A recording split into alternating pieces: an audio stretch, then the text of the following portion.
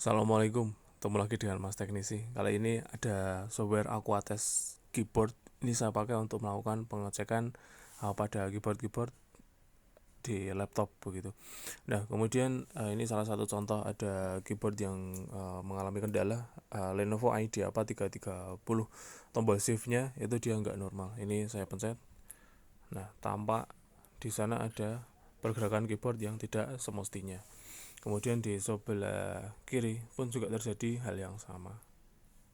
Nah, dengan menggunakan software ini rekan-rekan semua bisa melakukan pengecekan pada tombol-tombol keyboard yang ada begitu. Apa saja yang bermasalah, kemudian tombol yang mana saja itu bisa melakukan pakai software Aqua Keyboard Test ini.